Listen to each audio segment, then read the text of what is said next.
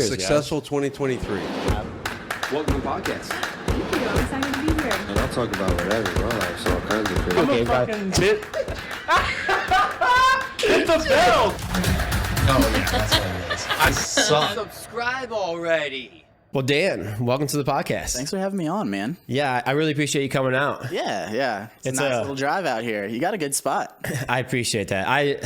When I first bought the place, because I always lived in town my entire life. Right. Like I lived in town, and I always wanted a little piece of property outside of town to have some privacy.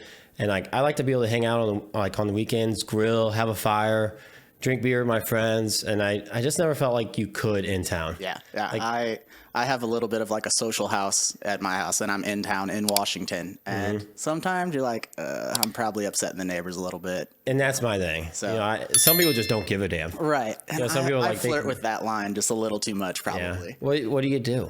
If you want to have it, you got to do that. Yeah. So I did it. You know, I grew up in town.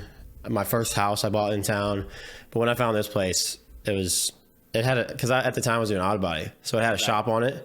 So I was like, okay, I got a shop. I have a dog. I wanted some land for my dog to run on, and I wanted some privacy for myself. Yeah. And I'm like, this is the place. Yeah. Like, so I've been here since Body 2018. work out of your shop? No, No, not at all. since I bought my gym in, when the hell was that? July 2021. Since I bought the gym, I did body work for another 6 months. And it's crazy because I never thought I'd ever quit, but I haven't done any body work since. You miss it? I miss the body work. I don't miss the pay. Yeah. That's And fair. like I've thought about lots of times, like, oh, do I like, I've thought about buying like a old C10 or like a car to restore or something and go back to it and just tinker out in my shop in my free time. But even then, it's like I fix it up.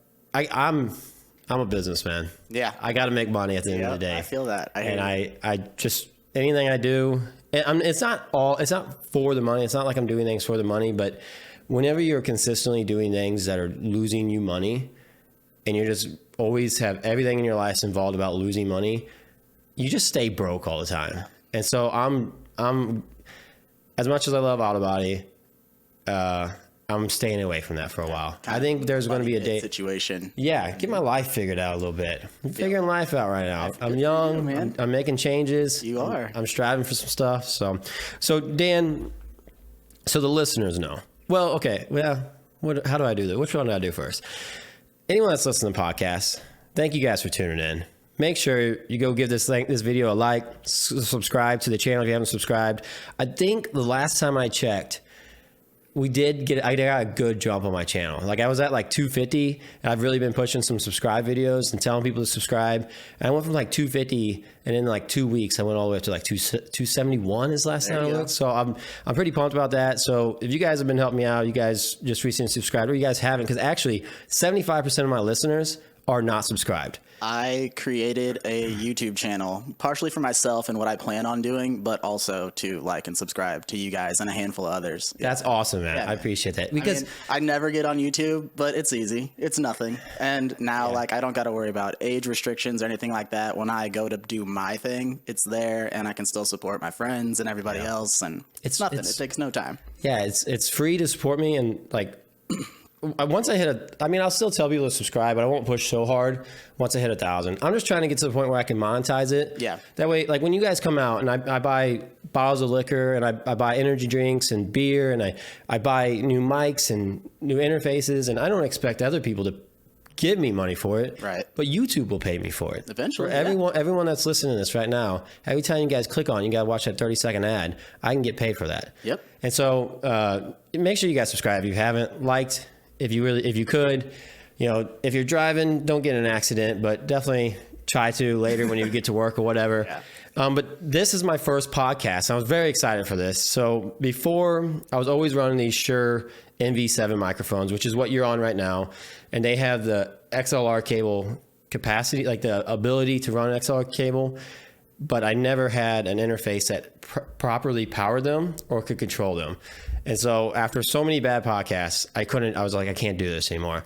So now I bought it's called a Tascam Mixcast 4, and it's just a mixer for the mics. And I got a new Shure SMB7, which is like what Joe Rogan and all the big podcasters use. So this is my first episode with it. And I think the audio, I'm really hoping the audio just absolutely slays this time. I've done some testing. I think I like it. I think it's going to be really good.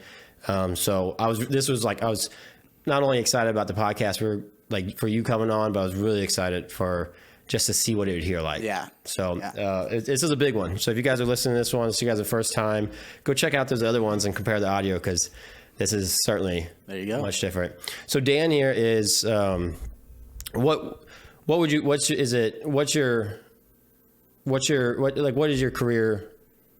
So I cut hair. I am a licensed barber in the state of Missouri. Okay, so you could Yeah. a barber. Yes, sir. Okay, because it could be considered like a hairstylist too. Mm-hmm. Yeah. And so, and you work for the Hive in Washington, Missouri. Yep. Yes. Right. And I had thought at one time, did you work for another place before that recently? How long you been with the Hive? 6 months since August. months, So yeah. a little over now. How long you been doing the barber?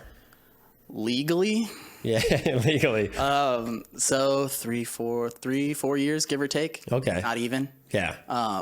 And when you say legally, you just mean licensed. Right. So you get your temporary license when you go through school, and that kind of allows you to cut some hair. And then like there's a little bit of a buffer window between school and picking up your first job and getting your state license. And then once you get your state license, it's good for so many years. And yeah, So where'd you work at before that? I worked at a place called Barber was thinking. in Springfield, Missouri. So, Oh, okay. yeah. Yeah, I was wondering. I was like, man, I had heard of. Is it Dapper? Is it Dapper Bully? The same thing Yeah, too. so Dapper Bully's in Washington, and that is owned by someone else, whereas Dapper Barber Club is in Springfield, and that's where I worked. Oh, okay. Yeah. Okay, that's interesting. Yeah, so 'Cause on your Facebook, you have Dapper on it's your cover photo. yeah. You have the Dapper thing in the background. Looks really cool. Yeah. So that's kind of what I was wondering. Yeah, Like, so that's where I was first off. That's where I kind of started and honestly figured out how to cut some hair, because it takes some time to figure out. So what actually got you into it? Like what? Because you said legally you've been doing it 3 or 4 years. So you were doing it before that? For a little bit, yeah. I guess my grandma. Okay. So a long story. My grandma used to cut hair for like 30 years. I didn't care for it. Sure. Like she owned her own salon in Washington. I would go there when I was a little kid after school, sweep up hair, so she'd give me a couple bucks and I'd leave, go get ice cream. I didn't want to be there. It smelled like old lady perm Yeah. and color, and it wasn't my thing. Yeah. So eventually hair started to interest me a little bit more. I don't know, just something about it. So- Barbering started becoming a little more popular. Yeah. Well, it's interesting because I grew up going just to like great clips or whatever. Like my mom. I did. Yeah, I don't know why, but no, okay, but this is what I'm getting at though. I've met a lot of guys that they're like, "You have a woman cut your hair?" I'm like, "Yeah, I don't care who cuts my hair." Right. Like like especially when I was younger, I just got my hair cut, and there was for a few years of my life where I literally had a friend cut my hair. Like I would sit in my garage, we'd have a buzzer, and he just buzzed my head for me and like trimmed up the edges and stuff. And that's how he did it, because I was just broke and I didn't want to spend $20 on a haircut, so he would do it for free. Yep, that's kind of where my thing was. So when my grandmother passed away, I put it on my bucket list. I wanted to cut hair just one time, just to see what it's about.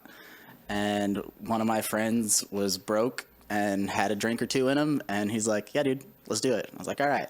And it actually turned out pretty good. I was even looking back on it now, I'm still pretty impressed with my first haircut. Sure.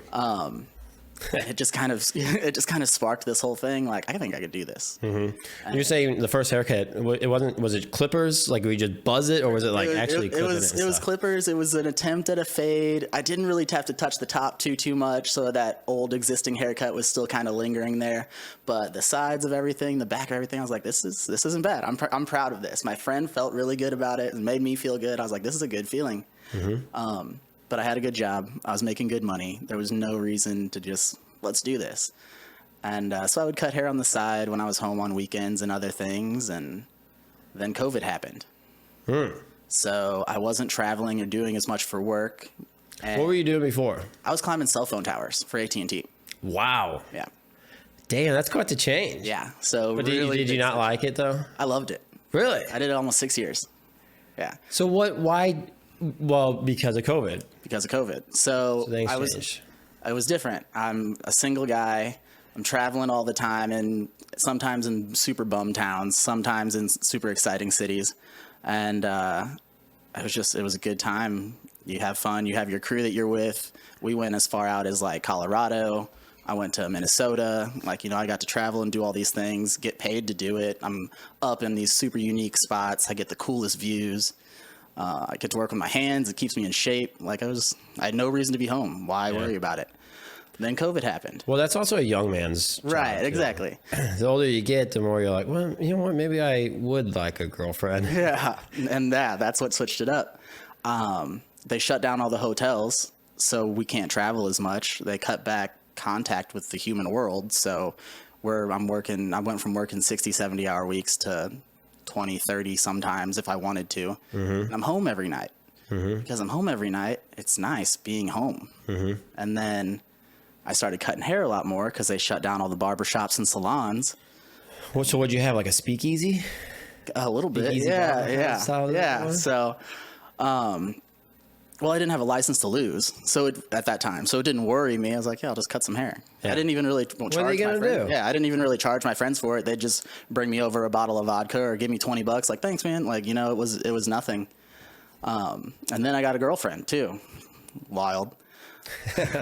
And so like all of this is kind of lining up. I was like, man, I think I could do something with this. It's nice being home. It's nice not being outside sometimes in the heat or in the cold. And I'm just like, I'm 30 years old. This might be my last chance to switch it up. Yeah. You know? Yeah, before it just, I mean, you could always do it. You can do it at 50, but I get what you're saying. Right. Like, you know, like to make, if you. I don't have, not that kids are a restriction, but I don't have to worry about kids. I don't have to worry about a lot of other outside things. Like I've had some money saved up. I can go for this. Right. Yeah, you don't have this family to support. Yeah. You know, because if you decide you make a life off that career that you've done for up to say 50 years old, and then you're like, I kind of want to try this barber thing. Right. And then your wife's like, dude, what? Yeah, I got bills to pay. Exactly. And so at this time, I had two of my friends living with me. So my house was being paid for itself, and I was like, I'm gonna try it. So the girlfriend didn't stick around, but this idea did. And so I did a little bit of research. I wanted to go to a school with a little bit of a name behind them because I kind of wanted to still travel and cut hair and do some pretty big things. So the Paul Mitchell School in St. Louis doesn't have a barber program, or it didn't when I was looking. I don't know if it does now.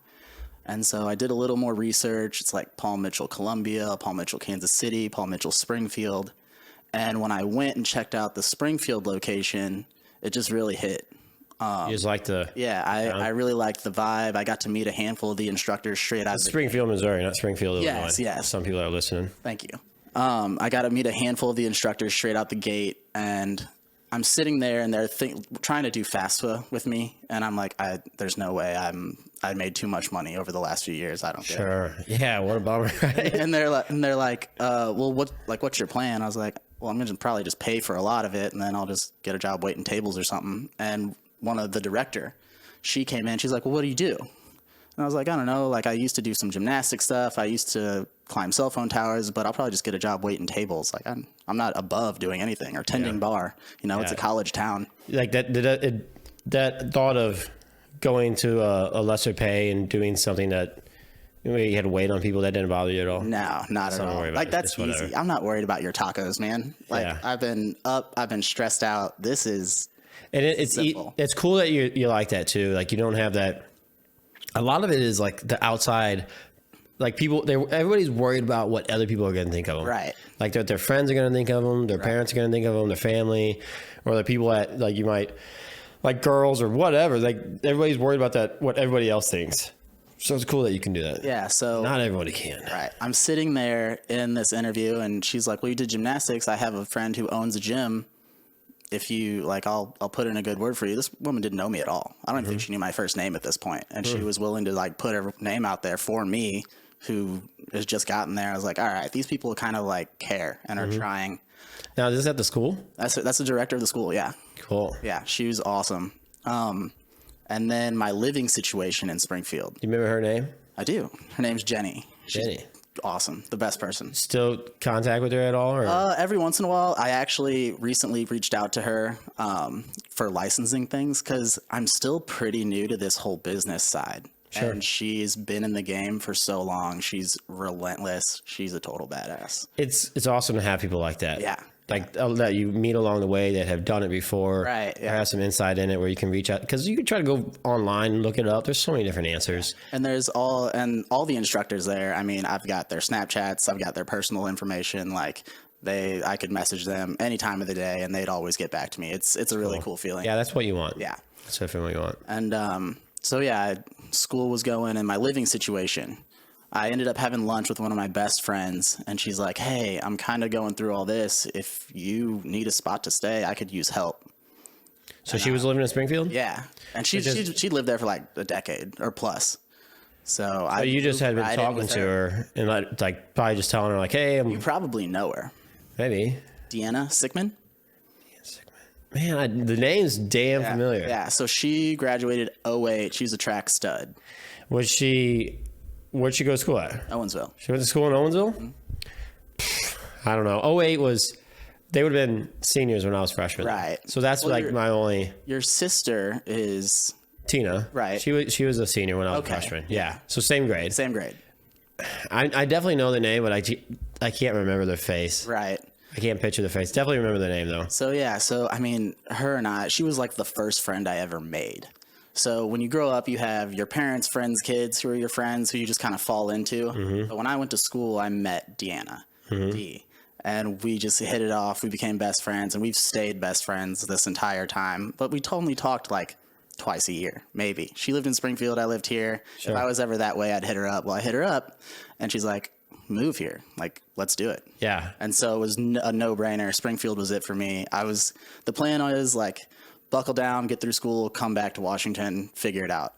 But I loved Springfield. Springfield was a good time. I stayed there a few years. Springfield, Missouri is a cool town. Yeah. Because it is a college town. You know, it is a college town at the end of the day. Oh, for sure. But the cool thing about Springfield that I think is that it's a big town, but it's very country. Yeah. Like I there's dangerous areas there. Oh, yeah. But it's just for some reason I just feel comfortable there. It just feels welcoming. It's low. It's kind of like low to the ground. Like they have like a 300,000 plus population, but like there's no like big skyscrapers. There's no like it's not like St. Yeah, Louis. you're right. It's like low to the ground. Yeah. And I like that about it. It's like that small town feel. It really does have that still small being, town like, feel. spread out. Things to do Yeah. still. Yeah, you can go out. Like I feel like in this small towns outside of it, like people do spread out from it, and you can live. Like you could live in Lebanon, which is very country,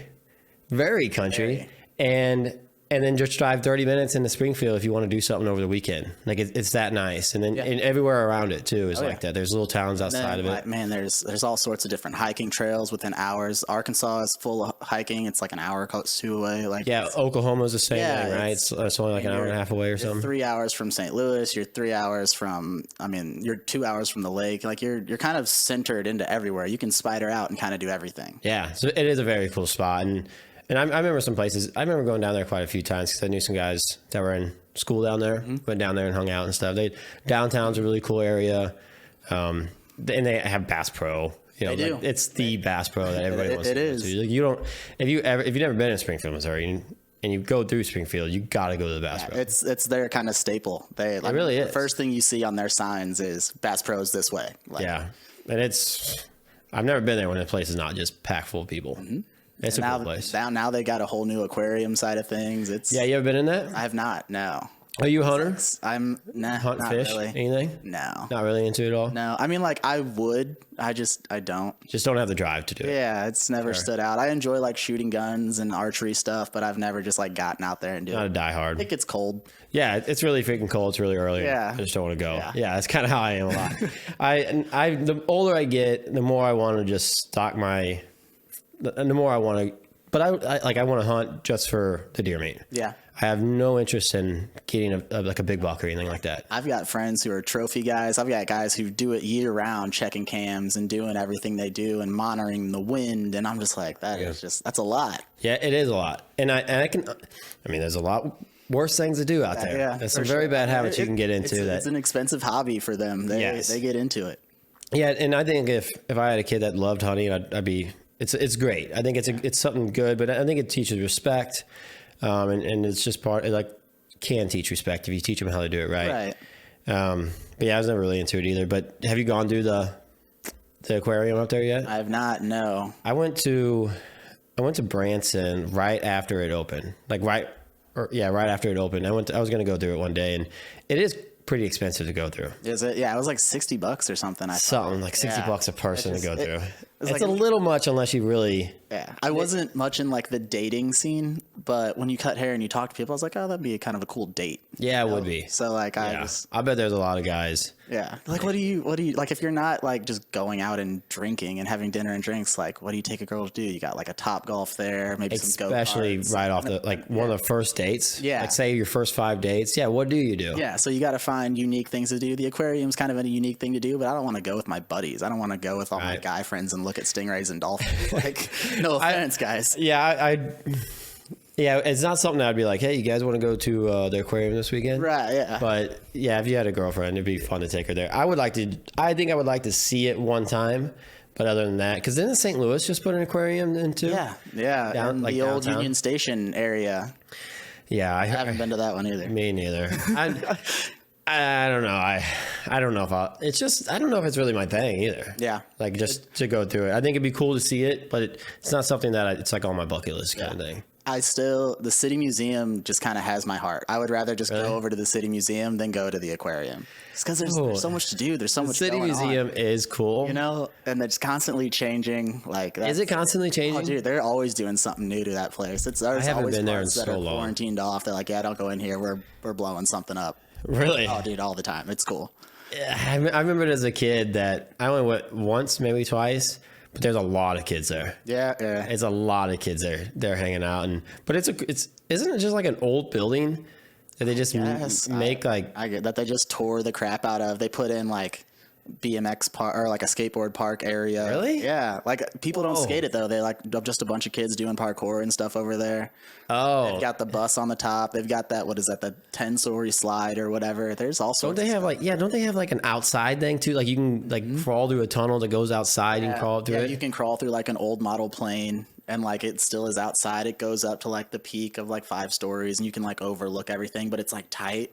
So you got to figure it out. It's a lot of fun. I think I do remember some of it because I'm claustrophobic. So there's some spots that I was like, not for me. I can't go in that spot. It gets tight through there. I was always like a small kid, so I was down to go anywhere. And I loved heights. Like heights were for me. Yeah, so. obviously doing the towers. If you don't like heights, that you could never do that. Right. So heights were definitely for me. Anything over like 2 stories, I'm starting to get. Oh, man, shaky in the knees. There's just something calming to me about being up high and overlooking things. You trust your stuff though. Yeah. You trust your equipment and the ground you're on. Right. I don't. That's fair. That's I don't know why. Like whenever I get up so high, like I think the railing is like just gonna break off. Yeah. Like I'm looking at everything. I'm like, is this freaking safe up here? Well, there's those moments. I mean, back then I just didn't know any better. I was like, yeah, it's no big deal. But there's those moments you're like, this is kind of sketchy, and you kind of always need 2 fingers on something or your hand on something. Just like if everything goes to crap, at least my hand's here, and I trust my hands. Is it like when you're doing towers? Is that what you're thinking? Oh yeah. So because you were hooked up too, right? Yeah, you're hooked up. You got. I mean, but there's still that little. But there's still always like, okay, if this breaks and that doesn't want to work, my hands here. I know that feeling. Like because I have billboards, so I'll I had to climb, and I'm not a heights guy, but I just. Well, I mean, you do that, but you're never just like, this is cool. You never just like hang out up there? You never eat lunch up there? No way, dude. You're missing out. No way. I honestly, man, it makes me nervous just thinking about being up that high. Like being up that high and just let my feet dangle. No way, dude. Do you ever need help when you're up there? No. No? I was going to say, dude, I'll come hang out with you. We'll get a pizza and we'll just sit up there for a minute. No way I can do that, dude. No way. We got it. I get up there and I do my business, so I get down. Like I'm up there and like you said, like you're holding on with one hand. I'm making sure I'm holding on with 2 hands. I'm only letting go of a hand if I have to grab something. But then there's no just chilling up there for me. Like I'm up there and like the ones I have, they're not like some billboards that are massively up there.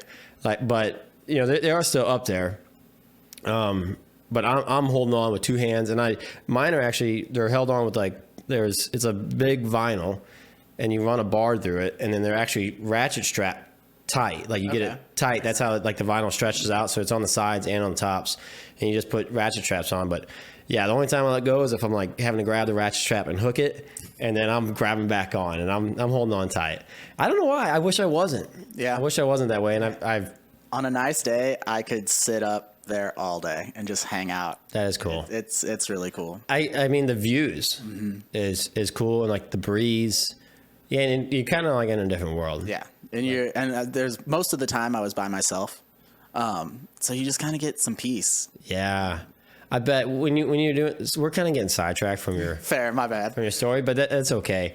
When you were doing it, did you listen? Like, what'd you do? Did you listen to podcasts or anything? Never. Never. Music? Sometimes, depending on my job for the day, I'd have a speaker up there. But most time, Not headphones. no. Really? Because I didn't want to wear like AirPods, because if they fall out of my ears, I just lost a bunch of money. Yeah. And then I didn't want to wear anything corded, because if it hooks on something, it ticks me off. It just makes me so mad when you get hooked on something. Yeah. Especially if things start to get frustrated. Right, yeah.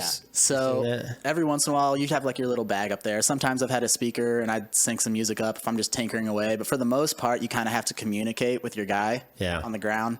So it's just like hanging out, doing a little bit of meditation, waiting for the next thing to do. Yeah. Like, what do you do on a tower? What do they do? Man, we do all sorts of stuff. It really just depends. We climb and change it's a light metal bulb. structure. I mean, yeah, but when you work for AT&T, now you're putting electronics on that metal structure. So you've got your antennas, you've got your radios, you've got to power those up with your giant breaker box. You got to run lines to the ground and everything.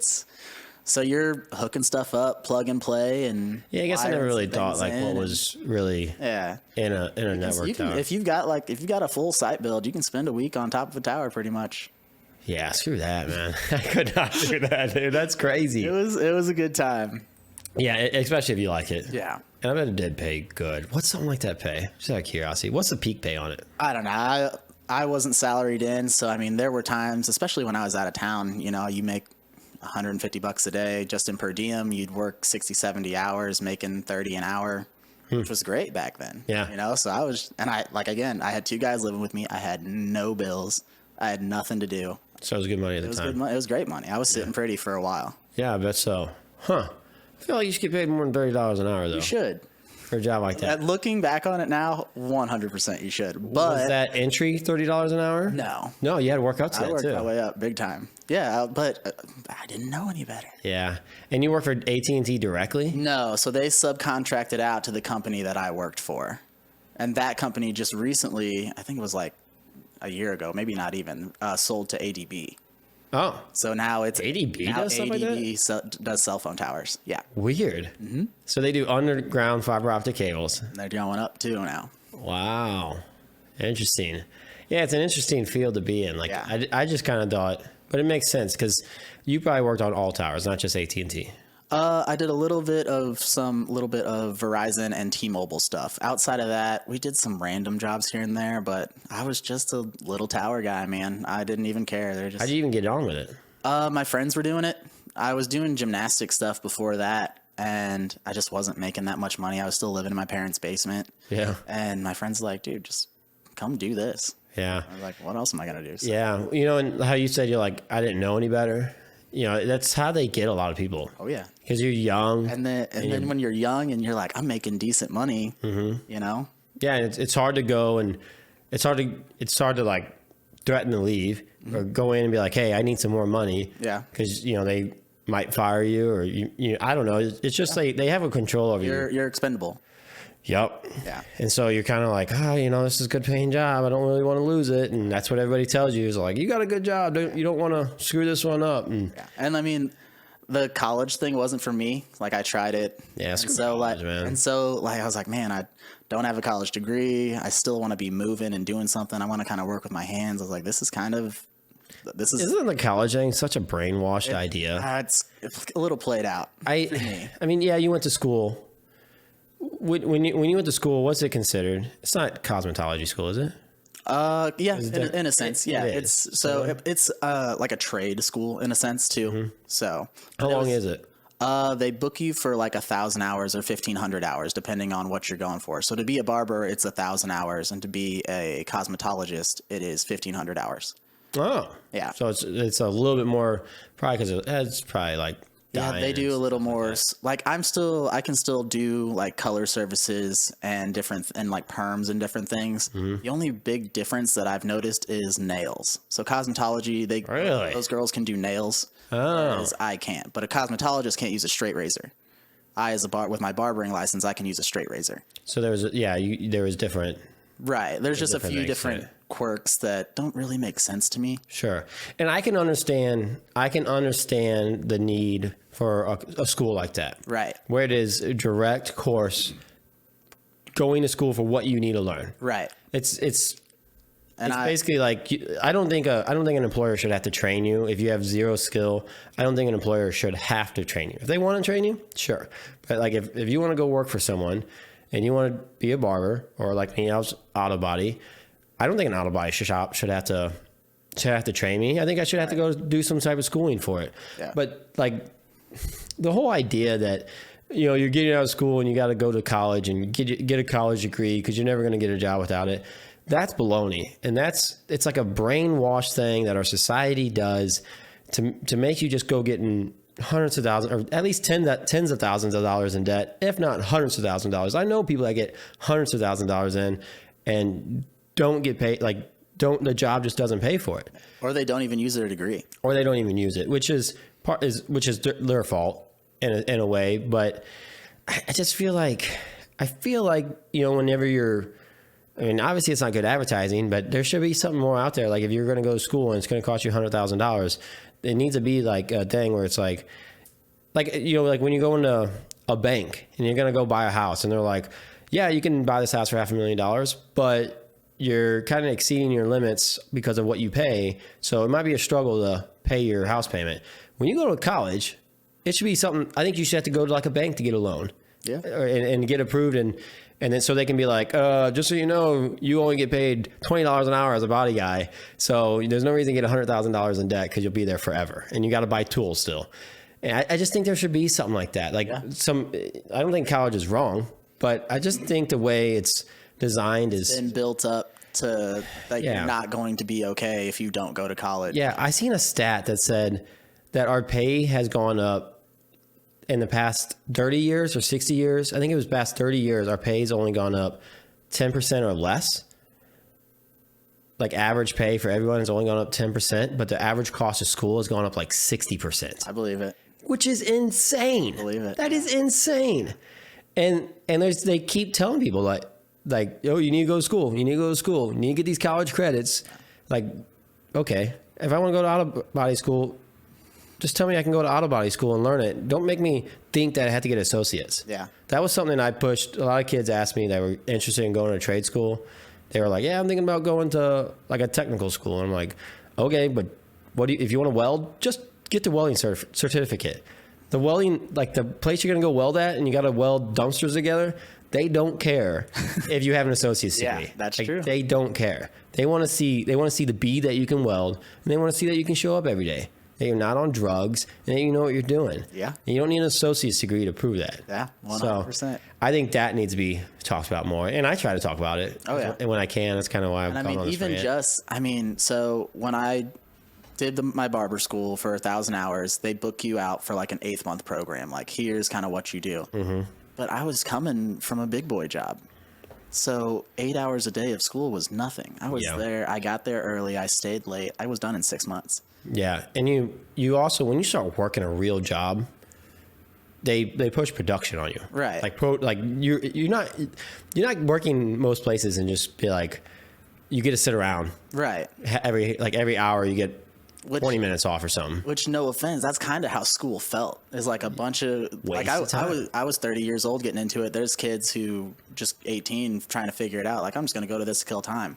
Yeah. Like, this is it for me. Like, I'm doing this. I'm here. I'm grinding it out. Yeah, I would freaking work 12-hour days if I could get out of here soon. Exactly. If they're like, oh, Dan, like at one point they're like, you can't keep staying here. I was like, oh shoot. So I guess I'm gonna get a job. So like at Yep. So I got a job just waiting tables in the meantime until I got my license, and then I went to. What do you mean? What do you mean there? Can you explain that for me a little bit? Because I'm kind of confused. The hourly based part. So you can show up early and clock in like half an hour early. And So this is basically like you were kind of working. yeah, in a sense. Just you were doing it for free. I mean, Was there an instructor there that was? Yeah. So they instruct you. But you weren't reading and doing homework. Yeah. You were. Yeah. So doing we that had, too? because of COVID stipulations, we had to have so much time outside of school. So we had like 1 or 2 days where we were online, and that was absolutely miserable. That is not for me. Yeah. And then for the first like 2 months ish, you're just in a classroom. You don't touch hair. And they just kind of give you a breakdown of your tools, basic instructions, different segmenting things, kind of techniques. It's very basic. And then you pass a little test there, and they ship you out onto the floor. And that's when you can start cutting. And that's hair. where they started being Yeah. like, Dan, Yeah. you can't just grind. Right. You can't So, grind like, 12-hour days here. Yeah, because you could do. I see. They have like, you could do like 3 days a week for like 10-hour days. You could do 5 days a week for like 8, you know, and so on. And I would just do 5 days a week for those 10-hour days until they're like, hey, you can't do that. Yeah. Like, oh, shoot. Okay. You gotta ramp it down. Yeah. Yeah. That's hard to do. Yeah. And I was like, I'm doing this. Like, I'm going to cut some freaking hair. Let's figure it out. Yeah. Because even though you work for the Hive, or you work at the Hive, Yes. you own your own space, right? Is it a renting space Yes kind and of no. thing? Yeah, it is a rental space kind of. So there's commission and booth rent setups. Yeah. So like you rent your little area. They kind of you pay them so much per month or per week, however any salon wants to do it, and then everything you take in is yours. But you have to buy your own product. You kind of, I mean, it's your. Yeah, you're basically self-employed. Yeah. Right? Like it's not, they don't do much advertising for you other than No. just advertising of the business. No. So If they did, I probably would have to pay for that also. So right now, they get a like 50-50 percentage pretty much. So they help me, they promote me, they buy my products, and I cut hair. I get the space, I get that. Oh, cool. And the plan was do this for a little bit, switch to the booth rent situation. That way, you know, I try to make a little more. Yeah, make a little more lucrative. I built with them. Now it's mine, my space, my chair. But there was like a little 3-month, 90-day grace period of be on commission, so we know you're going to show up. You know we're not wasting our time. And then at that 3 months, they were talked about relocating. And I was like, crap, man, I really like this space. I really like this shop. I don't want to relocate. So I kind of just like hovered out and hung out. I did a little bit of looking around, but I did. Where's it at in Washington? Right? Washington, Missouri? Yep, Washington, Missouri, right off of Elm Street. Is that the downtown area? Yeah, downtown area. So right across the street from Cowan's. Okay. Did you ever eat Cowan's breakfast? Yeah, I kind of do. Okay, so yeah, yeah, we're- not on the waterfront, but just a couple blocks up. Yeah, so we're right across the street from Cowan's. Nice big brick building. I guess it used to be an old furniture store. And before that, I guess it used to be like a funeral home or a mortuary of some sort. I don't freaking know. Yeah. But it's a cool building. Yeah. Yeah, I could see. Well, it was interesting how like they're like, you got to go do something else. And you're just trying to grind it out. And Yeah. that's how a lot of self-employed / business owners, I feel like, do it. Like the entrepreneurial spirit kind of person does Yeah. it. Like they just, when you're into something, you want to just do it and get it done. You don't like, you're not showing up because you have to. There's some people that are just showing up to the school because that was what they signed up for, and they're just going through the motions and they don't even want to be there. Their parents are paying for. That's what school. They got a little grant or something paid for it. So they're like, Yeah. I just got to be here. And that wasn't me. It couldn't be me. Yeah. Yeah. And that's where two people get separated for sure. And it sucks that they actually had to put a limiter on you. Yeah. Or like a governor that has to slow you down. Yeah. Because that's why I had to get out of the body shop, because I wanted to work harder and get more cars painted in a day, but I wasn't getting paid anymore. So I could do 4 cars in a day, but I got paid the exact same if I did 2. Yeah. And as like I'm just as always like work harder, more productive. What can I do to make the paint jobs better? You're there. You want to stay moving. You want to do something. Yeah, and it's like fulfilling for me and rewarding for me, and that's what I loved about auto body is like I could fix a car, paint it, And every one of them I could just tweak just to make it a little bit better, and they could come out cleaner and straighter and just so much nicer. And I got to the point where I could really do it. Like I was getting really good at it. That's good. But I had to dial back, and I did it for like 2 years, dialed back, and I was going insane. I was literally going insane because I was just standing around. I had an 8-hour day, and in 8 hours, the quota, like the unwritten quota, was 2 cars a day. If you didn't get 2 cars a day done, there was a problem. Like they were like, "Hey, what's going on? Like, what is there something going on out here?" But I could get 4 cars done easy in a day, just because I could figure out ways the day before to prep them. I learned how to like just have the booth clean, how to just tape them up just right, and I would like get everything so clean that I wouldn't even have to buff them anymore. Like I had everything just very, very meticulous. The most efficient way to do it. I mean, I was doing everything. People there's so much into it. Yeah. That people just would never understand. Like to the point where I had like a full paint suit, and I would lightly mist water on my body, like on my paint suit, to keep like, because you get like little fuzzes that you can only see like when the sun's shining in. You see the little fuzz going through there.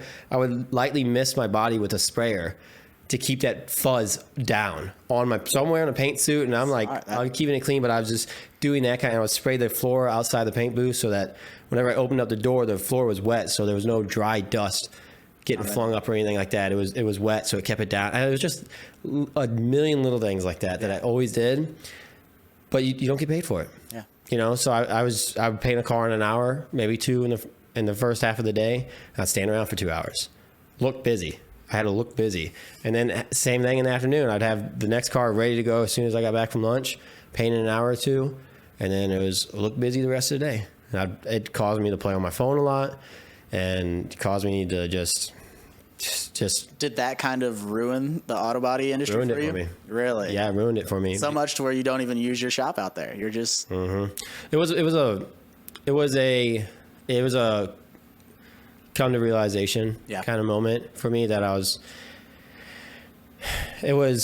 my shops aren't going to pay you more because it's hard. That's an inconsistent thing. Like some days, like paint jobs mess up, some are larger than others, and so it's hard to. There needs to be like some type of commission based that's rewarding you for getting more cars done. But a lot of there is shops that do it. Yeah. They have like I can't even remember what they're called now. But there's shops that do it, and those guys do pretty well. But the problem is their base salary is still not enough. So like I was one shop I worked in, it's a flat rate is what it is. So like if it calls for 10 hours, you get done in 5 hours, you still get paid for the 10 hours. But the problem is they still only want to give you $25 an hour. Yeah. It's like I need to be making more than $25 an hour for my time. Like my time's worth, especially when I'm doing such good work and I'm putting all this work in, and I felt controlled.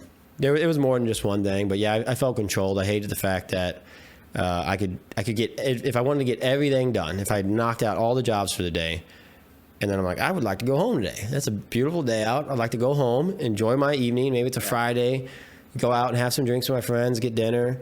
But no, they want you to stay there because they want every place wants you to work that full shift. Yeah. And I was just like, man, this sucks. Why do I have to sit here? I got my job done. Wasting everybody's time and money and why do I got to do that? And I just realized that whenever you work for somebody else, they have the say. They can control everything. And so I just knew it. And I wanted to try something. I was always interested in business, and like if I want to work a 12-hour day or 15 or 16-hour day, I've worked 23-hour days multiple times because I've been passionate about it. When I bought this mixer the other day, it was on Saturday. I wanted to do a podcast. I came straight home, hooked it up, tried all these mics out. I loved it, and I was like just amped with energy. And I'm like, I want to do this. I want to get someone here right now and do a podcast. Could have called me up, man. I'm chilling. Sundays are just a chill day. You know what? I probably should have. I probably should have just sent you a message and said, hey, man, you want to do a podcast early? I just got this. I've been like, yeah, man. I was like, give me an extra hour or two so get my life together. But yeah. I probably could have, but patience. Yeah. Is a virtue, right? Sundays are my day too. Like I like to have some drinks on Sundays. Really? Oh yeah. I don't know why. It's just always, I just wake up and I crave a mimosa. Really? Always. Are you're a mimosa guy, huh? I am, yeah. Mimosa is what's in a mimosa? Orange juice, vodka? Yes, the way you do it is correct. So, Okay. typically mimosa is just orange juice and champagne. Champagne. Yeah. Orange juice champagne. So I'll do T's Liquor Lane. You guys have mentioned that spot. They do a loaded mimosa, and that's Okay. the spot. It's got some peach vodka in there. They'll accent it with an orange and a cherry. Every once in a while, someone's a little new, and they'll splash a little bit of grenadine in there. Yeah, you like that? Oh, dude, love them. It just adds a little flavor. Loaded to it. mimosas are my spot. There's been times like T's at 10 is kind of my thing. I'm there almost every Sunday. Most of my friends know this. I don't even tell people I'm going anymore. They just show up. You just go and Yeah. That's And funny. there's been times I'll get there at 10 and I'll accidentally shut it down. Really? Yeah, they just stay there all day. Yeah, just stay there all day. Taking it. My friends will come through. They'll be like, "Yeah, man, we're going to do this. It's Sunday. I'm 2 mimosas in. I'm doing whatever my friends want to do. Like, let's go." So is that kind of like your relaxation? That's clear my your head. That's my reset. Yeah, for sure. Because I'm the same way. Sundays are my day. Yeah, Sundays are my day to reset. Sometimes I have some drinks, but yeah, I mean I like to freaking just kick it, take some naps, and just I'm not a napper. chill. I'm not a napper either. I'm not that much of a napper. I'm one of those, like, I got to be doing something. So it's Me too. nice to be teases. I'll get there, hang out, have some drinks. My little brother just had a kid. Oh, not my little brother, but my little brother and his wife, they just had a kid. So I'll hop over there, say what up to my little niece every once in a while, and then like go home, finish up my laundry. It's just a day to reset for me. Yeah, yeah, and it's important to have those days. Yeah. The nap thing, it's interesting because I'm not the kind of person to nap I either. just can't. But I've made the mistake in the past of just grinding and never taking a day off. Yeah. And then like the first Sunday, I worked all the way through it, and then that next week I feel it. I feel it in my like physical energy and mental It energy. hits you. You're just like, man, I haven't stopped for a minute. I gotta pump the brakes a little bit, or something worse is gonna happen. Yeah, Yeah. because you do it for 2 weeks, and all of a sudden now I'm Yeah, stressed. now the quality of what I'm doing is going down because I haven't chilled. Or I'm short with people, like my tone Yeah. is shorter with people, like the way I'm talking with people is short, and yeah, I started to realize it, and I'm like, okay. Or I'm getting frustrated. Say if I'm working on something, I get frustrated super easy with it, and it's just because I'm tired and worn out, and I'm not thinking straight, and so I've learned I have to make myself pump the brakes, and there's a lot of Sundays where I might just play some video games or something too. I like the movies, so go see a mimosa, game. go hang out with my little niece, and then go see a movie by myself. Yeah, I spend all week talking to guys all day, every day. You know, so it can be like mental whiplash because some guys are coming in, they're good energy, they're feeling good, they want to have a drink and hang out with you, and some guys are coming in and something just happened. Yeah. Maybe they lost somebody. Maybe they got bad news. Yeah, You know, so they'll do they're- something at work. Yeah, or something you know, with a girlfriend or whatever. yeah. So like it can be some mental whiplash. So sometimes I just don't want to talk to people. Sometimes I use that time in the movie theater. Are you talking when you're cutting hair? This is Yeah. when they're coming in. Yeah. I actually have heard. You're kind of like a therapist too. Yeah. So that's a what free I therapist. attempted to do college. Oh, really? Yeah, it was psychology with like a minor in like graphic design. That's cool. Yeah, those are and- two cool fields. And at it just like didn't work. Like I originally I wanted to help troubled youth. And I was like, man, this is really expensive and I don't get school. And I feel like it's hard to get a job in those two fields. Probably, unless you know people and work your way up with the right people under your belt. Like how many people That's kind of are everything though? If you've got connections, you can you can do anything. Yeah, but like I don't know. Like there's some everybody needs a haircut, right? Everybody needs a Not haircut. everybody needs a psychologist. Everybody needs a psychologist. Okay, well they probably at some People point in their can't life. pay for the psychology. Yes. People think that nothing to. I've had therapy. Yeah. I probably honestly need to go back and like reevaluate some things in my life. I think everybody for at least a little while should kind of figure it out. So you don't do therapy?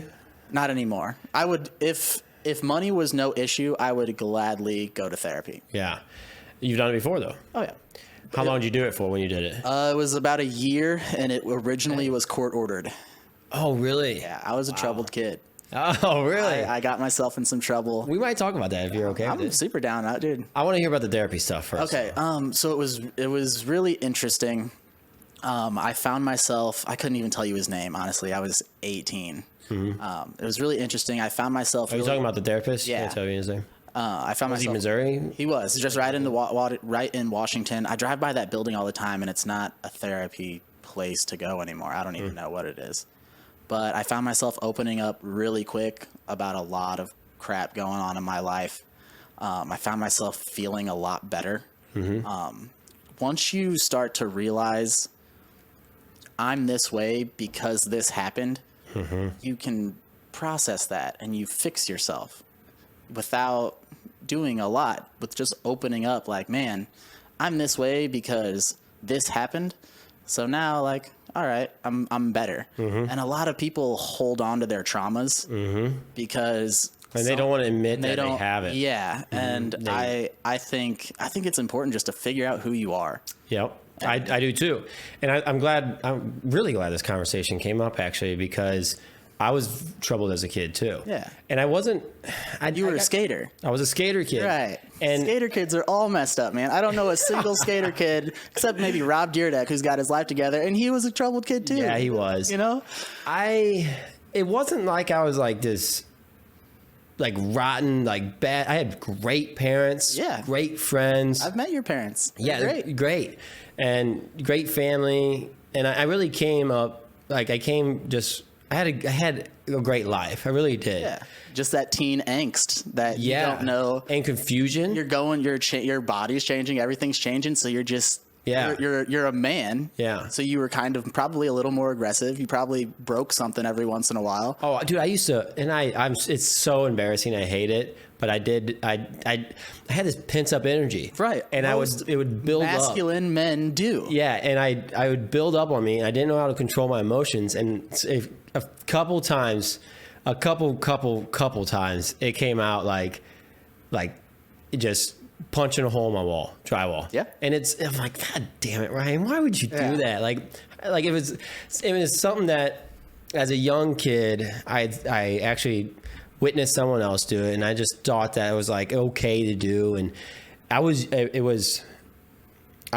can now use the excuse I was young and dumb. Yeah. If I did it today, I couldn't use that excuse. Yeah.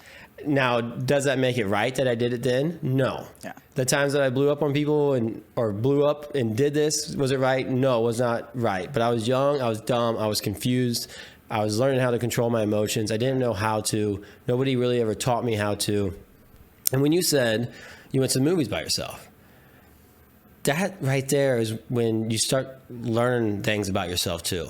Yeah. Like I had to really spend some serious time alone, just like alone with my own thoughts, to start figuring things out. Yeah. Like start thinking about like the times I blew up and the times I did stupid stuff and times I said stupid stuff. And it was acting out.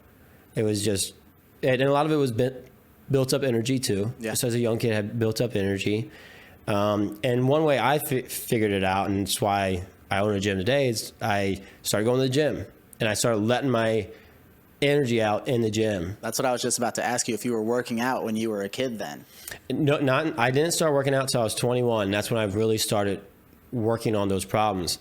So yeah, but skateboarding was one of my outlets. Yeah. When I was like really mad and really pissed off, I just wanted to put headphones on and I just wanted to skateboard. Yeah. I just wanted to forget it all. There you go. Because I didn't know how else to handle it. You kind of wanted to be in your own little world doing your own stuff. Yeah. Just freaking take it out on the skateboard and take it out on myself and just go crazy with it. And I couldn't always skateboard. I wasn't always good. I didn't always have my place. So I didn't always have an outlet to go for. Like it just always didn't work out. So yeah, energy came out in other places. And then it was years and years later, I started going to the gym, learned that that's a great place to help, but that's just not good enough. You can't just, every time you get mad, you can't just go to the gym. It's not an option. Right. But it's a daily thing where I have to go and burn off some of my extra energy or stress, or a big part of it's just putting on those headphones and I black out.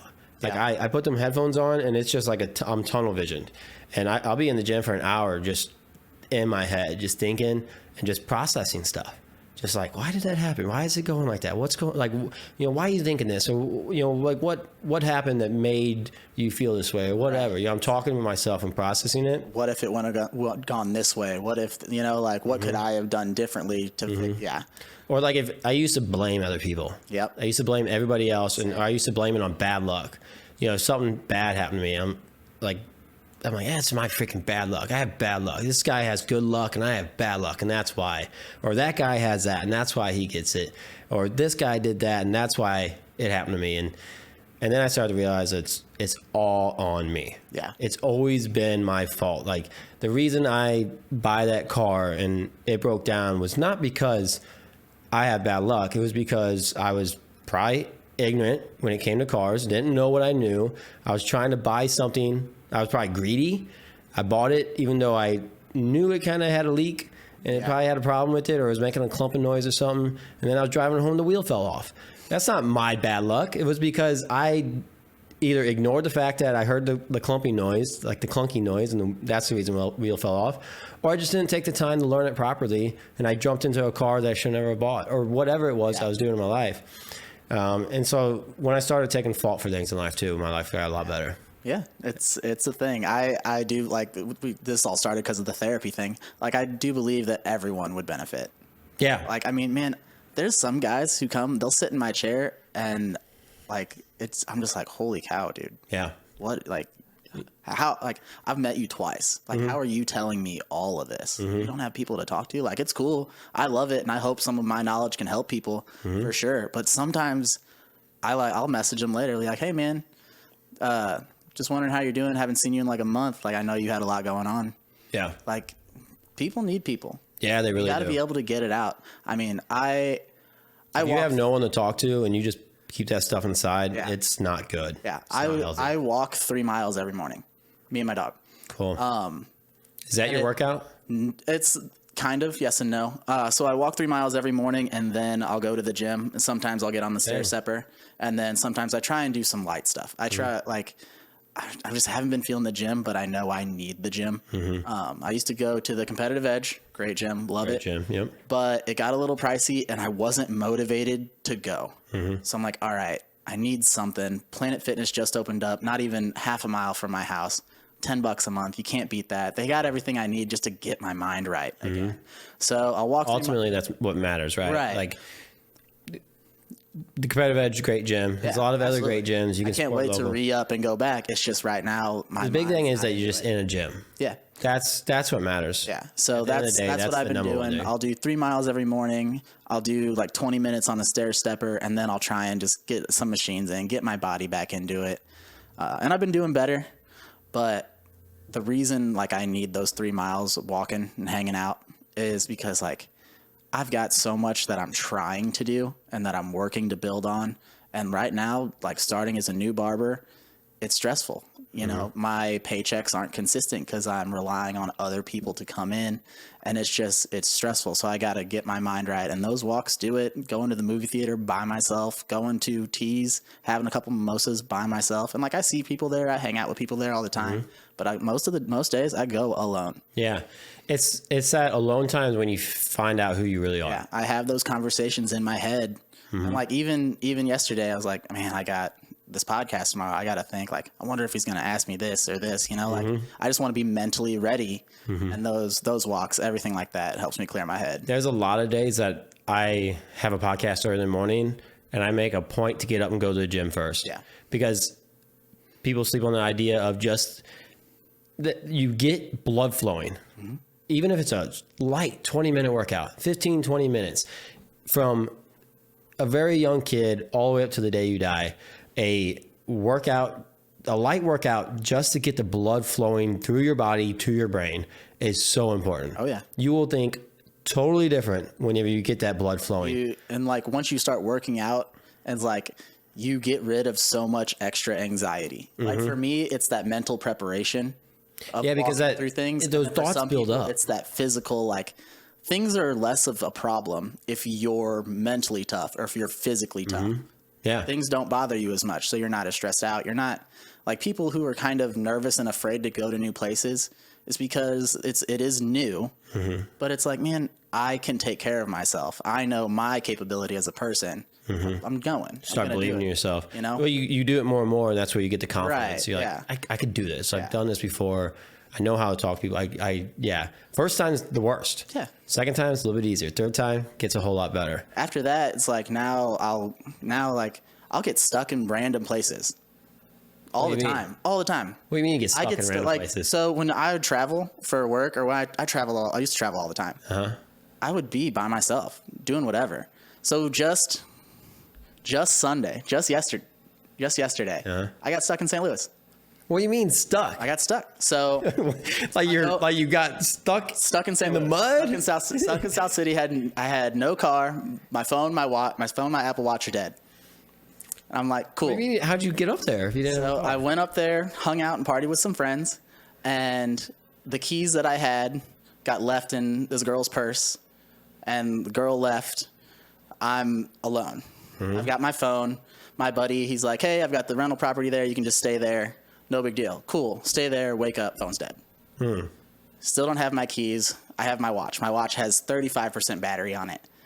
It's 6 in the morning. I'm an early riser. It's 6 in the morning. None of my friends are up. They just spent all night partying and drinking. What do I do? I've got no way to. It's an empty house. I've got no way to charge my phone. I know where the car is. Yeah, there's nobody there that can. Yeah, but there's nothing I can do until that girl wakes up and realizes she has my keys. And, yeah. She's not at this apartment. No. She's somewhere. I'm there. different. I'm there by myself. Yeah. Cool. Yeah. There's nothing I can do about it, man. So what do you do? Just wake up and kick it? I went for a walk. Cool. I was like, hey man, thanks for letting me stay. I locked everything up. The lights are off. Went for a walk. I was like, all right, I know my car's here. Yeah, because I guess you could have used his cell phone if you knew her number. He wasn't there. I had no one there. My phone's dead. My watch is dead. I had no friends there. None of my How'd you let him know that? How'd you say? I texted him off my watch. I was like, thanks for letting me stay. hey, thanks for letting me stay. Watch dies. So, yeah. But before that, I got a text out, sent it to the girl. I was like, hey, I'm just going back to that bar. Can you drop the keys off when I get there? Like, my phone's dead. My watch is dead. Thanks. Yeah. The bar doesn't open until 11. It's 7 in the morning. So you're just walking around hanging out. I walked around. I find the car. It's unlocked. Cold day, man. It wasn't too bad. Sunday morning wasn't too bad. It got colder, Yeah. but it wasn't too bad. The car is unlocked. I never lock the car. Charger's in there, but the car won't charge without the car on. Yeah. Cool. Whatever. So walk, see the bar. Doesn't open till 11. Daylight savings time. I'm up even earlier. Oh, yeah. So, cool. I just walked down the street, found a cool little cafe. I walked in, they're like, one? I was like, sure. It's like, well, we don't really have much room, but there's a bar upstairs. Sundays are my day. I'm getting a loaded mimosa. I think in my situation, I would have just found a charger so I could plug my That's what I did. I got a charger. I asked them. I let it sit there. I was like, it's still really early. None of my friends are waking up for another few hours. Let it charge. I got a croissant. I got 2 mimosas. It was $80. That place is charging. Yeah. So I finally get my phone back. It's on 50%. I call this girl. She's like, hey, I just woke up and got your messages. I'll be there in 15 minutes. Perfect. Like this stuff would happen because I would travel so much for work. Some people would have a breakdown. Right. Some people would lose their mind if nothing that I was can all do. happening. There's nothing I can do. Yeah, right. So you just got to be able to roll with the punches. And I went to this place by myself. I went walking down South City by myself. You never know. Yeah. Yeah. I started, there was a time where I started, like I just made a point to take personal days. Yeah. And I'm talking personal days where I would, and people call me crazy for it all the time. It's like, you do what? And I literally will take the day off. I will go to a gym that I don't own. That way nobody can talk to me. Like I'll just find it. Like I'll Google like last time I did this, it's been a bit since I did it too. I should probably do it again sometime. But there you go. I wanted to play Top Golf. So that was kind of like the center point of my day to go out and just play Top Golf by myself. By yourself? Yeah. I wanted to go play by myself. So I found a gym that was close by it. I can't remember even the name of it now. It's a big one in St. Louis or Chesterfield area. Okay. But yeah, I figured out what gym I was going to go to for the day. So I made sure I just got up early, went to the gym, worked out, got a good workout in. Because when you own a gym, people coming up to you all the time and talking. And I love my members, and I'll talk to them every time. But that time I need too. Yeah. Like just like they do, I need it myself too. And so it was nice to have that personal day where I could work out, and nobody knows me in this gym. Nobody's trying to talk to me. Yeah. I'm just another person in this gym. And then I leave, and I went and played Top Golf for an hour, and I just played by myself. And like, I talked to the waitress and the people, there's people I interact with and talk to, but I'm by myself. Yeah. I mean, I literally just smacking balls by myself. I think I did an hour by myself. And then after that, I went out and had dinner, and it was like mid-afternoon. So I had like an early lunch. or late lunch, early dinner, and had a couple of drinks. And I actually was planning on, I was going to go to the movies too. Like I was just going to take this whole day just to kick it by myself. And people look at you a little weird. Like you come and they're like, you eating by yourself? And I'm like, yeah, it's just me. Yeah. And they're like, okay. Yeah. And like, I enjoy going and talking to the bartender. Like I like going and sitting at the bar and talking to the bartender, someone I've never met before at a totally random new place, just talking to him. Yep. Like my bartender there, her name was Trish. She made a great mimosa. Yeah. We hung out. She ran me through the special. She'd been there like 8 years. You just, I'm like people watching. yeah, You know, I love airports. Yeah. Sit there, have a drink, and just people watch for a minute. yeah. It's just, People watching is fun. Yeah. It's interesting what people, because it's always, you never know what you're gonna see. yeah. So it is fun. I know I need to do that again sometime because it is a lot of fun. A lot of people are scared to do it though. Oh yeah. People- But when you're mentally sound and where you're physically aware of, I can hold my own if anything were to go wrong, it really relieves a lot of that stress and anxiety that people have. Yeah. Like if my vehicle is about to explode, I'm nervous to drive it. So I don't want to go very far. But when I trust what's going on, when I trust my vehicle, I'll go wherever. Yeah. So, you know, like it's the same with your body. I always say as long as I have my wallet, I'm good. Yeah. As long as I have my wallet, I don't need my cell phone. I can get by without a cell phone. Same. Depending on what needs to be done, absolutely. Yeah, And yeah. There was a time, so I got the opportunity to go visit my real family in Peru. And that was probably the most stressful thing I'd ever done in my entire life. It's awesome. I do not regret it at all. I cannot wait to go back and see them again. But I was so stressed out going there. I had memorized my passport numbers. I had memorized my credit card numbers, my bank number. I had memorized everything about myself. In case they got lost or case stolen. Everything went to crap, and I'm just there. I memorized my friends' cell phone numbers. Like people who were financially sound enough to get me the heck out of there if everything went wrong. You know? So you went there to meet your parents. Yeah, my whole family. Yeah, met my mom. So you were adopted at a young age? Like a month or so. Yeah. Like, what's the story on that? How'd that happen? So originally, my parents here. I don't know if you've ever had the chance to meet them. Originally, my parents here, they thought they couldn't have kids. So they went through this whole process, adoption, went through some company, whatever, and they're like, hey, we find babies, and they found me in Peru. My parents went there to look at another child, who I guess was a couple months older than me, and just saw me first. And they're like, yeah, we'll take this little one. So there was a whole other series of processes that they had to go through. So I was only lived in Peru, where's Peru out on the map? Way down south there? I got a map behind you. to the left of, if you can see me, to the left of Brazil. Oh, really? Yeah. So how far from Brazil? It's touching it. Okay. So whatever one, right Cool. there on the ocean front. Yeah, So, that's yeah. cool. Beautiful? Very beautiful, very poor. I believe it. Yeah. So I think like the dollar ratio when I went there was like 4-1. So I was sitting pretty. Yeah. But yeah, so my parents originally thought they couldn't have kids. Go there, find me. I'm a couple months old when I come back, if even that. And I guess the pressure was off after they got me because 2 years later, out comes my little brother. 2 years after that, a little sister. 2 years after that, another little sister. And then my parents like, all right, we got to chill. Damn. Yeah. So I am the oldest of four of us. I'm the only adopted one. Yeah.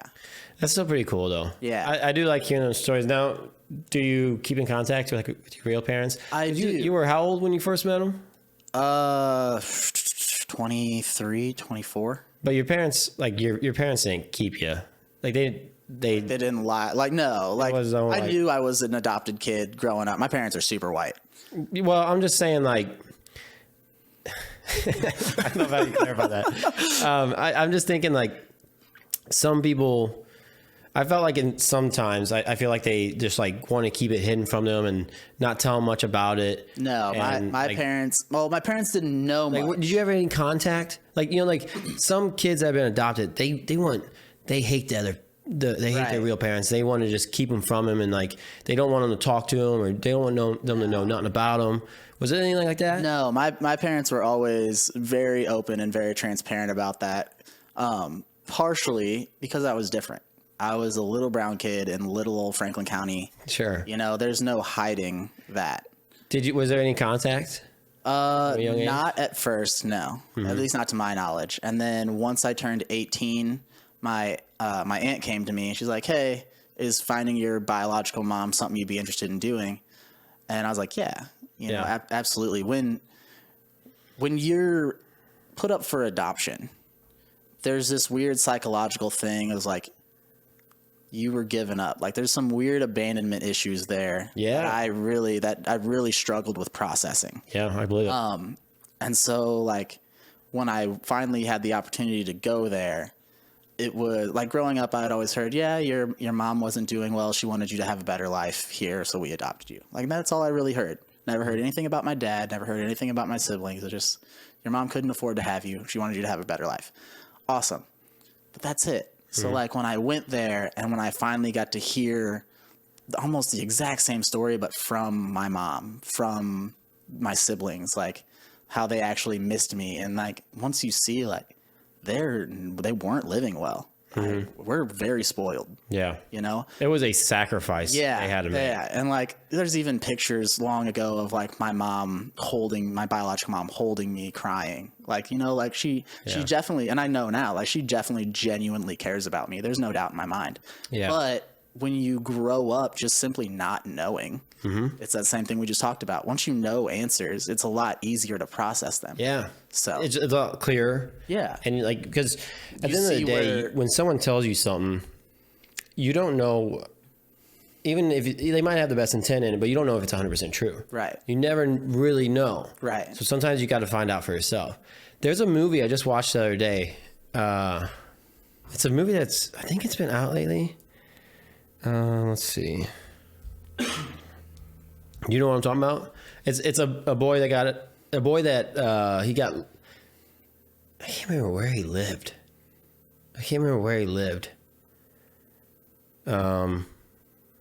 But I think it's like an Indian or like a. I'm freaking so bad at this stuff. Where's over? I think it's to like the right of like Iran and Pakistan, like in India somewhere. I think it's somewhere in India. Am I using the right term when I say an Indian there? Like, is that the right term? Well, I think he's from there somewhere. Okay. And basically, like he was very young, like probably like under 10, somewhere between 5 and 10. Okay. I would say very young. He basically would go and work every day. I think they collected rocks. Like with his mom, like it was a very, very poor area. And then he ended up, he had an older brother that went and worked somewhere at night. So he worked during the day and then worked at night. And he convinced his brother, like, "Hey, I'm strong enough. Let me come with you." And then I think they took a train to like another town over. And then they would get off the train and the brother was like, "Stay here. I want to go work." The kid fell asleep on the bench outside the train, woke up in the middle of the night and thought it was the same train and just got on it, fell asleep underneath the bench, and it wasn't the same train, and took him like crazy far away, got off, and it was like this just crazy story about like this kid for like 3 months to a year or something like that was just living on the streets at a very young age. Ended up getting picked up by like this like home for kids, like an orphanage, but I don't think they got treated very well. And then he got adopted by a family. I don't think it was in the States. I think it was in Australia, actually. Okay. And then he grew up with them, but he wanted to meet he like went on this, like he was like in college and had like these kind of similar story where he was just like very confused and he was like wondering like what happened. Cause he actually remembered his mom. Right. The only reason he ended there was cause he got lost. Like he just physically got lost and he didn't know how to get back because he would like say the name of the town, but he had like his language was very broken. Like his like speech was very broken and he actually called his town the wrong name. And so like he was searching and he was like, he found all the like Amtraks or trains that were like all around it. And like he thought it was like 5 hours away, but it was actually like 13 hours away or something like that. Just a crazy amount of time. And like it took him a long time. And he found the town name and he went back and met his mom, and it's a very cool movie. Yeah, I think it's called Lion. I think that's what it's called, or maybe, yeah, it's called Lion. Came out in 2016.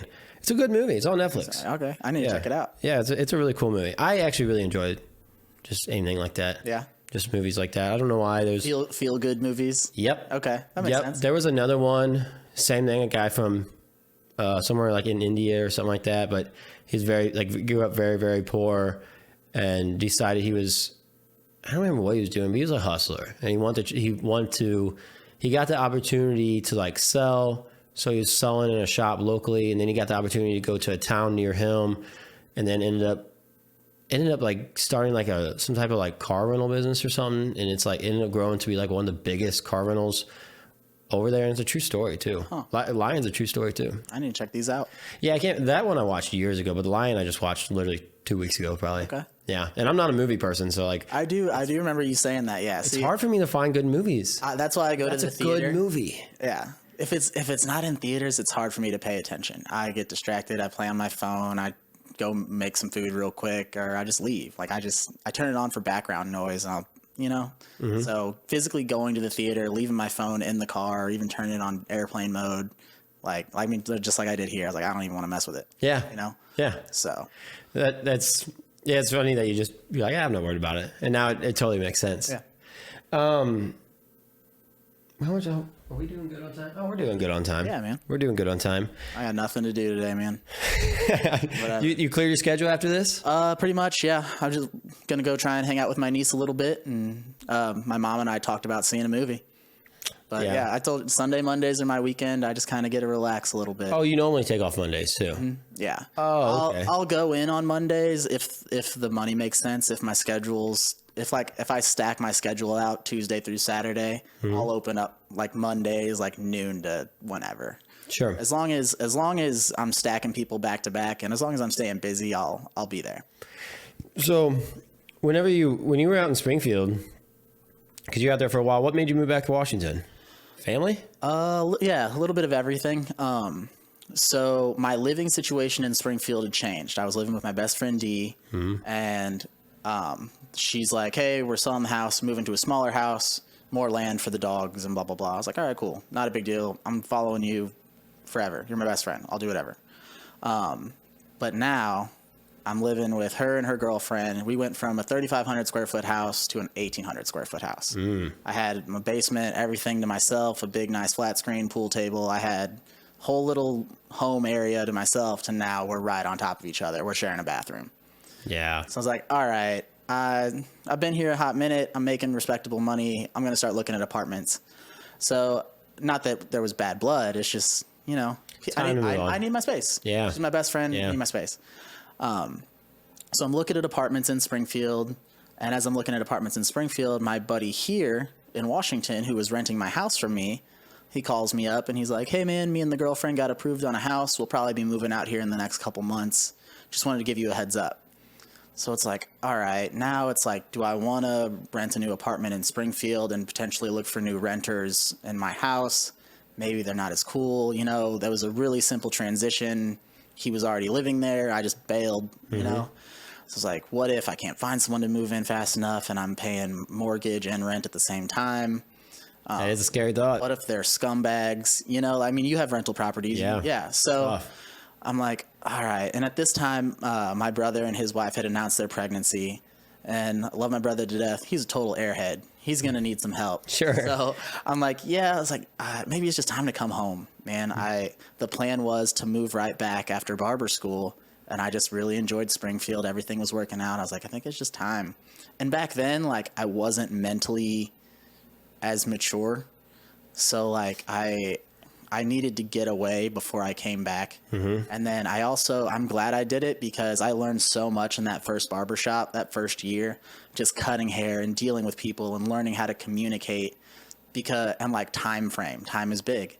Time is money. So I had to figure all that out. And now that I'm confident in my abilities and I understand what's going on, bringing it back to a town where a lot of people know me, instead of me messing up some hair and somebody be like, "Yeah, man, Dan Coons just kind of put a bad taste in my mouth."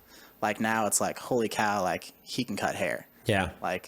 You can get a haircut $15 cheaper 2 blocks down the street. but I still have people who come to me because I'm good at what I do. I'm friendly. I'm cooperative. Like, it's our own space. You're getting a lot more pampering. You're getting the haircut you kind of want. There's a whole nother level than I just want buzz my head. Yeah. You know, it's a haircut. It's If experience. if you go into just like a corporate style place to get your hair cut, and you ask them for a certain cut, they're not going to give it to you. Yeah. Or they'll be like, yeah, I can probably try to do it, but it's not going to come out the way you want it. Sometimes, and those places make killer money. Yeah, they do. But sometimes they can't. Any stylist that's in there in the corporate world is getting out. If he or she is very good at what they're doing, they're not really hanging out in that. No, that's not the place they want to be there. Yeah, that's not they the place they start. want to be. Even if they're making very good money, they start to realize how lucrative it can be in the right spot. Yeah. Because there's only a handful of corporate places that are doing things pretty right, but they still get a pretty large portion of your paycheck. So you just got to be careful. You got to. It's just another hand in the pot. Yeah. With those corporate spots. Yeah. So. Because I'm sure at those, like, the manager takes a cut, you got to pay your spot there, or maybe you don't. I don't know. Do you pay spot at those places? Yeah. So if you're booth rent, you pay for your spot, your area, your chair, and it's in a small kind of way. That is your business, your company. So you're making your own hours. At Great Clips? At Great Clips, no. So Something like that. That's what I was Great Clips, Sport Clips. I believe those people are percentaged out. So they only get like 45% or so, if that, of the services they do.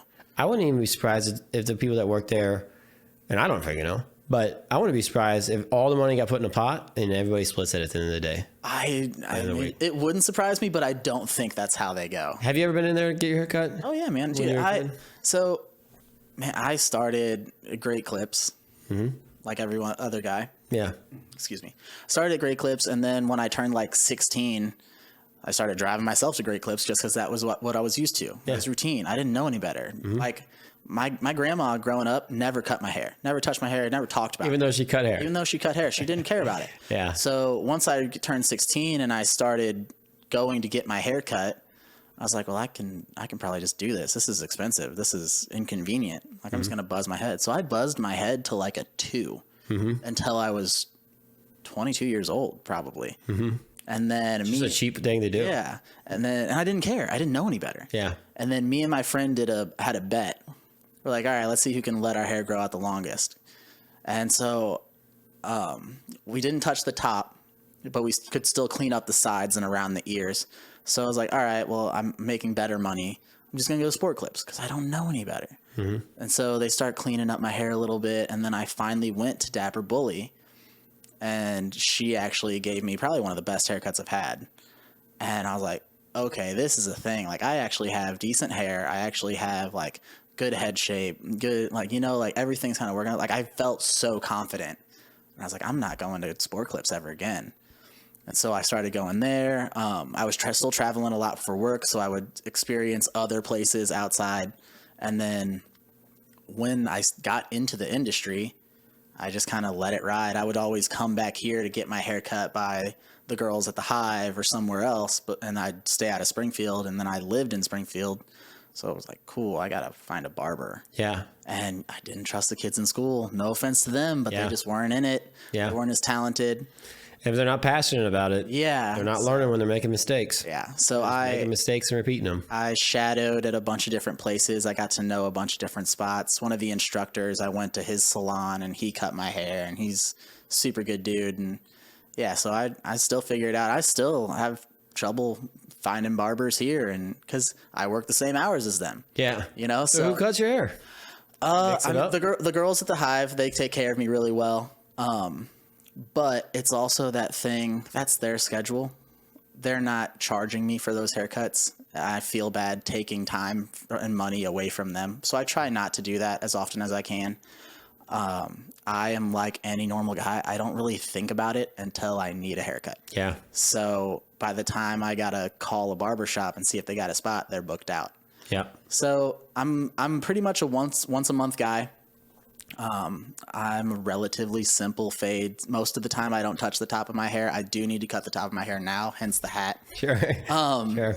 But yeah, so Usually when my hair starts getting long, I start rocking a hat too. yeah. So, I would like to actually get my haircut every 2 weeks. Yeah. Keep it clean, man. That's the way to do it. I have a handful of guys who are 2-weekers. Most of your military guys, for sure, ex-military guys, unless they're growing their hair out, ex-military guys like they're high in tights. If you want it to look clean and crisp, I feel like you need to do it every 2 weeks. 2 weeks, yeah. Most of my guys are on a 1-month routine. Yeah. That's how most of mine is. And also, like, At least a month. There's pretty much once a month you've got something going on, something of significant relevance to give yourself cleaned up. Mm-hmm. You know, January you just got out of New Year's. February you got Valentine's Day. Maybe you want to look nice taking your girl out. You got St. Pat's Day. You got Easter stuff. You got, spring's around the corner. You got Memorial Day weekend. Like each month, there's probably something of significance for you to clean yourself up. Yep. Most guys try and lock it in. Yeah. That makes sense. I end up doing it once a month, but and it's just because life gets busy, and I don't set it as a priority. Yeah. But then all of a sudden, like I go, like I realize how long I'll go, and I don't just go out looking like I'm homeless, but there's a while where I'll go like a week or so, and I haven't even looked at my hair, and then 2 weeks later, I'm like, oh my gosh, it's getting long. Like it's getting bad. Yeah, and a lot of it's just keeping it clean. Like just make it not a hairy dude. Starts to bother you. Yeah. When it touches your ears, it starts to bother you, and like little things like that. And for me now, where I go, like it's kind of a little bit more of like another relaxation thing. Like I'll get a hot towel on my face. Like sometimes if I'm lucky, I'll get like some straight razor work done on my beard and different things. And I just get to chill. It's nice, relax. Sometimes they'll have beer there or vodka there. Like depending on where you go, it's a whole experience. Instead of, no offense to Great Clips or Sport Clips or any of those places. No offense to like, it's not a half an hour. I need to have you come hang out, man. Trim me up sometime. Got you. I need to. Yeah. I've always heard that before. Yeah. So like instead of a half an hour in and out haircut, I'm an experience. It could be. I do offer like a full men's experience. And it's an hour and a half in the chair sometimes. Dang. But like I take care of everything from the neck up. Like you get your haircut with shampoo with a hot towel and essential oil infused. You get a straight razor shave or line your beard up. I'll sculpt the beard out. I'll do ear and nose waxing. Dude, when I had a beard, that's what I need to do. Yeah. Because a beard is another animal too. Yeah. It's a whole nother animal. I had it big. I remember. Yeah. Do you really? Yeah, I remember. Dude, it was big, dude. And I just let it grow. It was no like. Yeah, and I shaped it. I tried shaping it a couple of times, but I needed some professional help. Right, man. Hit me up. I got you. So I don't think I can go back to it now, though. And there's different guys. Everybody likes something different. Everybody wants something different. Everybody's got a different head shape. So it's constantly learning and adapting and figuring it out. And I have like a system that I really rely on when it comes to cutting hair and the way I do beards and the way I do things. And most guys are pretty cool with it. But there's also like some guys will be like, yeah, I kind of like it really low and like a chin strap, or yeah, man, just get rid of the mustache. I don't want the mustache at all. I'm like, man, it's like, all right, like I'm going to do what you want, but I think you'd look better this way. Yeah. Some guys don't care. Some guys are. I actually really like the opinion of others. Yeah. I appreciate the opinion of others. I usually ask, like, especially if I'm trying something new. Yeah. I'm always like, do you think this is crazy? I kind of want to go this route. And yeah, I'll throw it out there. And the lady, it took me a long time to find someone, because there's some people that you go and it's awkward. Yeah, absolutely. I've gone places. I remember there was one time I was looking for, and this is years ago. I was probably 21 years old. I'm 30 now, so 9 years ago. Yeah. And I was looking for someone to cut my hair, and this lady's place was on my way home. I had to pass by it every single day. It had a sign that said "Walk-ins welcome." I stopped in, just walked in, stopped in. It wasn't busy. There was nobody in there, and they didn't even like turn around real fast or nothing. Like she just kept doing what she was doing. And they just turned around and she's like, "Can I help you?" And I was like, "Can I get a haircut?" Yeah. It was like a very weird, like, it was kind of like not a, hey, what can I help you with today? Yeah. It was more like she kind of like looked both ways. Like you're in the wrong place. Yeah. Almost. Like, what are you doing in here? Yeah. And I'm like, you guys accept walk-ins? And she's like, yeah. And I'm like, I like a haircut if you guys have time today. And like, I felt like I had to like course her. Yeah. To making her feel comfortable so I get a haircut. And then even after I got a haircut, like she was just very dry. It was like she didn't even care that I was in there. And then I tried coming back one more time after that. Same experience, and I was like, man, I can't do this. Yeah, and see, and like that's half the battle, because most guys, when they find someone they like, even if the haircut isn't what they want, they'll still kind of hang out. They'll be like, hey man, you kind of did this last time, I want to do this, or I'm working on this, and be like, yeah. So I mean, me, depending on who you are, how you are, like I get along with people, I'd like to think. And it might not be, especially if you're giving me kind of free range, if you don't know your haircut, it might not be the haircut you want, but it's going to be a good haircut. And that on top of, we got along, like I could sit down and have a drink with you. Mm-hmm. Like you're like, yeah, man, I would definitely go back to him. Yeah. You know? Yeah, it's important. Not to mention, like, holy cow, I've never had a hot towel on my face before. I've never had someone take the time in my hard part to straight razor. I never have had a hot towel before. Yeah. People tell me I need to do it. Dude, it's incredibly relaxing, and it's, again, like, you don't have headphones in, no one's bothering you. Like, most of the time the music relatively mellow. You just get a hot towel, stay hot 5 minutes at best. You just get 5 minutes of just a calming experience. And guys need that. Everybody needs that. Sure. Yeah, they do. They really do. Do you know who Jake Paul is? Yeah, of course. Dude's got a crazy haircut. Oh yeah. So man, how do you come up with something like that? So people get influenced all the time, and man, I get kids walking in, hey, will you cut my hair like this? It's a picture of Patrick Mahomes. Yeah. It's like, well, yeah, exactly. Yeah, man, absolutely. But I need you to understand, your hair doesn't look like that. Like, you're this little white kid from Washington, Missouri. Like, I'll give you a dang good haircut, but it's not going to sit the same. It's not going to do the same stuff. Yeah. It's not going to make you your hair football either. Like, you're going to look good. Yeah. But it's going to that's why it's not going to look the same. The best football player, best quarterback in the NFL's got that hair. I want that haircut. Yeah. It is unique. And it happens all the time. Funny you say that, with celebrities, Outer Banks. You know, all those kids with their flowy hair and everything. And like, now kids are like growing their hair out again. And everyone's like, I was like, man, it's a good one's Morgan Wallen. Yeah. Morgan Wallen brought back the mullet.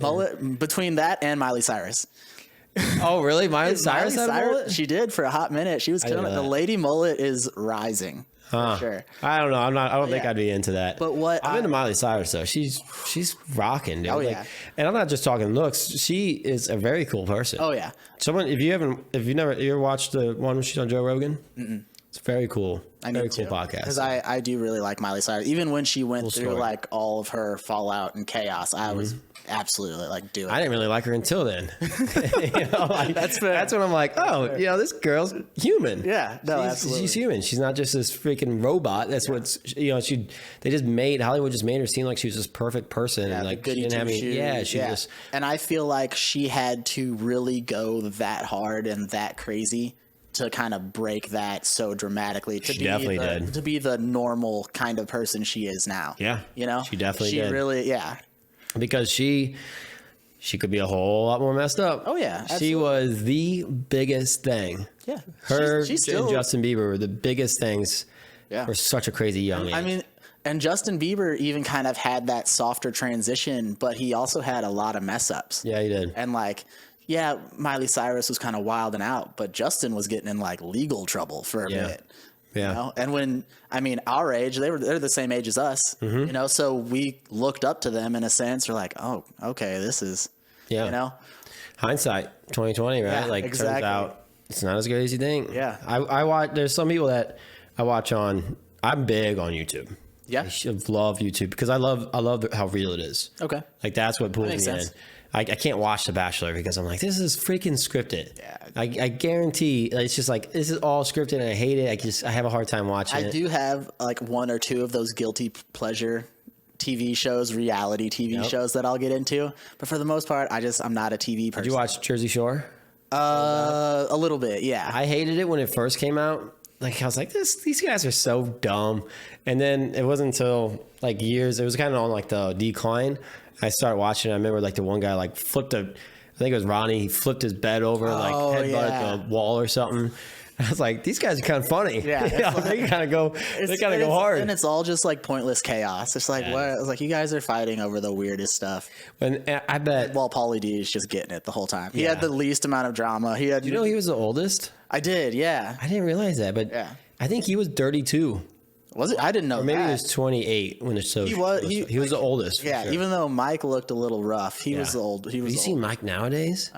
He's not looking good. He's not looking the best. I mean, he was a big dude, and so like. Yeah, I mean if they you let all himself- were. That's all they did. Yeah. Because what interested me, I can't remember who.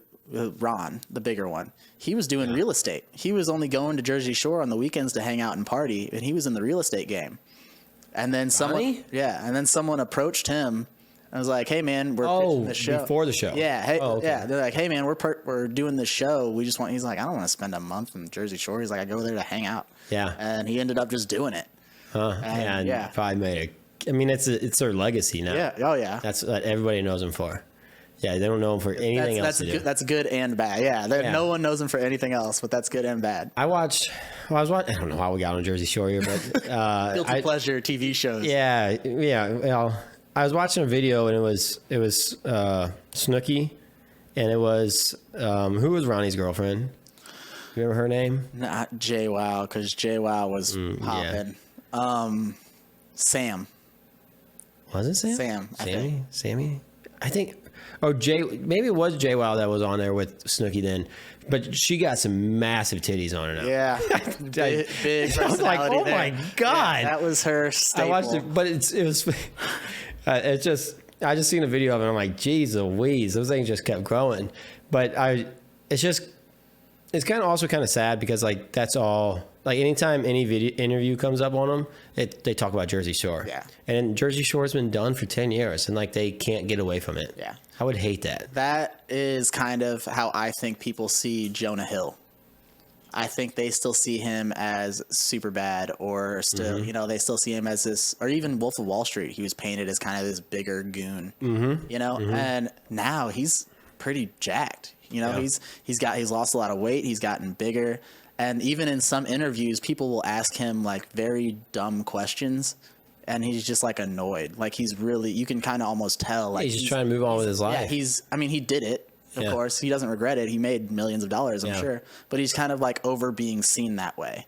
Yeah. Yeah, that's how Jake and Logan Paul are. Yeah. Like they're done with. I mean, they're still on YouTube, but they're not YouTubers anymore. Jake wants to be a boxer. Yeah. And he's doing it. And he's doing it. He's doing killing it. Yeah, people. But people don't want. They're like, it's a YouTuber boxing. Yeah, and it's but like, no. What people he's a human forget being. is he's a nobody trying to make it, or he was. Yeah. He's a nobody in the boxing world, so Yeah. he is actually training his ass off, and that's why he's winning some of these fights. It's like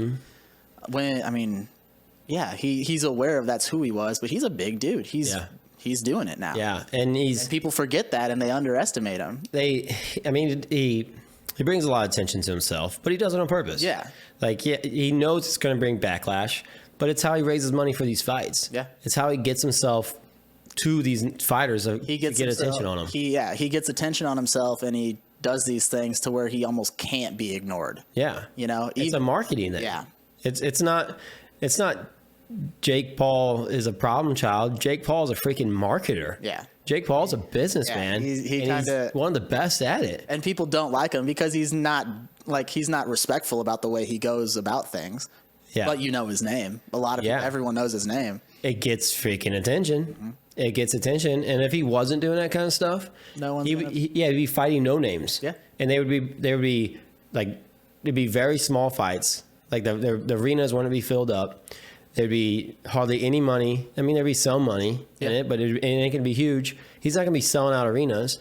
But whenever he's calling out Tyrone Woodley and he's stealing, who's the short dude they stole the hat from? Do you know that guy? Floyd Mayweather? I know what. Yeah, I was like, I know what you're talking about, but I didn't. Yeah, he stole Floyd Mayweather's hat. That's hilarious. Yeah, and he made a video out of it. I mean, he got punched in the eye over it. Yeah, but he made a video that's what on happens it. when you do that, man. Yeah, yeah. I mean, he knew it was going to come. Yeah, he knew it was going to happen. But it was a great video.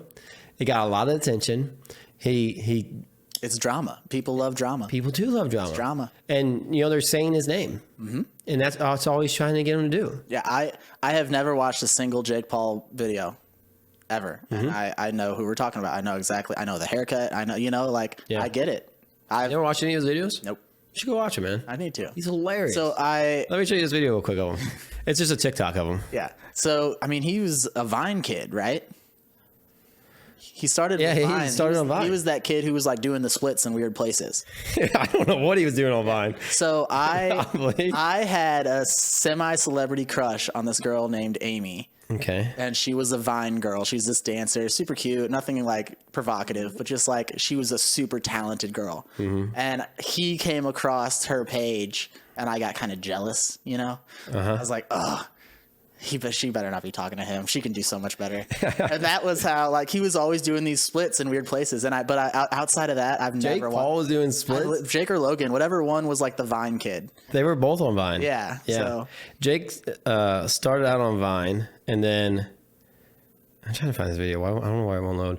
He started out on Vine, and then I think he started making money, getting attention, and then he went out to LA because Logan was getting big on Vine at the same time. Moved to LA with his brother, and then when he was in LA, Disney offered him a role, and he got the role on Disney. And then when he was doing Disney, Disney told him that he couldn't do YouTube. Like he was starting to vlog and do some like Vine and stuff. They told him he couldn't do it because it was like in his contract. It made him look like he was doing things that wasn't allowed in the Disney contract. doesn't agree with. Yep. Understandable. And so after that, like there was like a bunch of people there, like a news interview van and everything like that.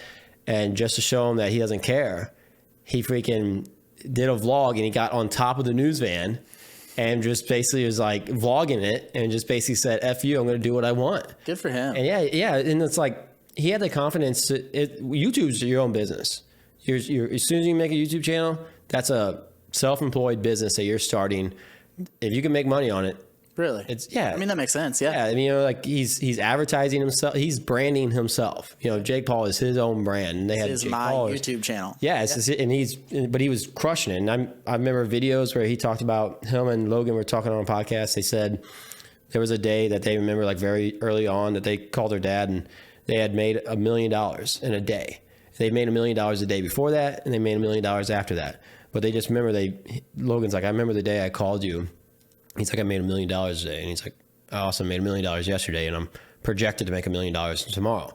And for Jake Jake was sitting there, he's like, yeah, I did the exact same thing. It was like a Black Friday sale day. But at 17 years old, to drop out, he was a high school dropout. Dropped out of high school. He got like a early graduate thing because for Disney you had to have like a diploma. But yeah, he dropped out of high school. Moved to LA on his own, no parents, no nothing like that. Moved in with his brother, but then bought this $1 million home. Came up with this team called Team 10, where he got all these like other influencers on, and they were making content every single day. I mean, you got to get up, come up with these content ideas, and make it. And I mean, that's a freaking hustle. Yeah. And at 17, there was no way I was hustling like that. I maybe would have envied it at the time, but I never had that kind of hustle. And he's just been fifth gear, just going hard for a long time. You know, he's some of his older videos, yeah, they're cringy, and I'm not going to watch them. They're not for me. But some of his newer videos are funny, and like the dude put in his work. Yeah. They worked very hard. They were uploading videos every single day. So you gotta come up with the idea to do it. You gotta go out and film it. You gotta send it off to an editor. You gotta upload it, and then the next day you gotta go do it again. Yeah. And they did it for years. Like, that's impressive to me. Yeah, for sure. I was trying to find this video of him where he's like he lost his fight. He lost the fight versus Tommy Fury. Did you know that? It was his first loss since he started boxing. Okay. Yeah, so it was like his first loss.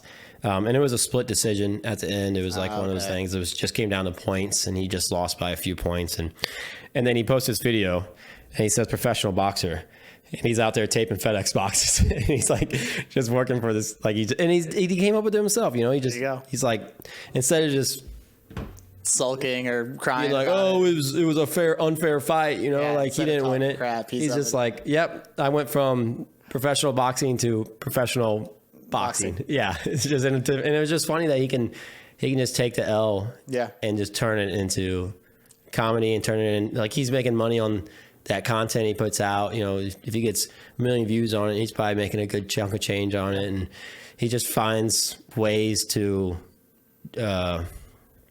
just turn everything into like a positive. Yeah, basically, and that's good. And that's what I'm like, yep, that's envious. You know, for me, that's like, oh, you know, a lot of people just they lose one time, they dwell on it. Yeah. And he's able to just lose a million times and make money on it. Losing's important on all aspects. I mean, you're going to lose. Sometimes things aren't going to work out. If you're doing anything, it's competitive. Yeah. Sometimes you're going to lose, and you got to be able to process that and deal with that. And No winners.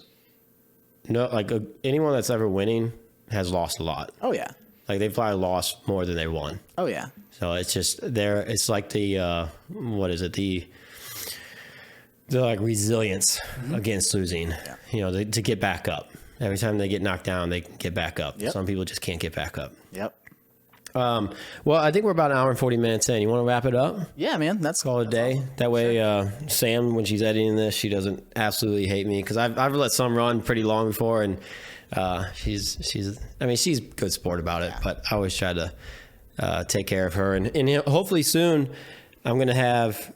I ordered 2 new cameras for the podcast, so right now I'm still recording on my cell phones. I have 2 cell phones. We edit it all together for the audio, but I already did it. Like once I got this mixer and it worked out really well, I ordered 2 new camcorders, and then I ordered a video mixer that I could have sit here next to me and I could switch. Like if I wanted it on it has a screen on it, and I could just do it on click the it. It could be fly on you. Yep, just right on here. up. So yeah, man. it'll take down the growing. editing, and For sure, you got this, I hope to have you back out sometime. dude. Absolutely, I I'd love to have you back out on. There's so many things that we touched on that we didn't really get to go like super deep in. Yeah, And I think I'd like to talk on that, and maybe we can bring someone else on with you and get a third person's opinion on it too. a little more helps. banter, a little more just chilling. Yeah, maybe we could do it on Sunday and have some mimosas or something. I'm super down for that. Let me know for sure. Yeah, I will. Dan, thank you so much for coming on the podcast. I want you to sign my banner before you go. Absolutely. Yeah, I want you to. Yeah, You got some names up here now, man. it's filling up, man. Yeah. It's filling up. I love it. And yeah, we're just getting started. You are. Just getting started. I'm You guys are excited still to see listening to the what happens, podcast. Go like it, subscribe, share, whatever else you can do to help me out. Peace.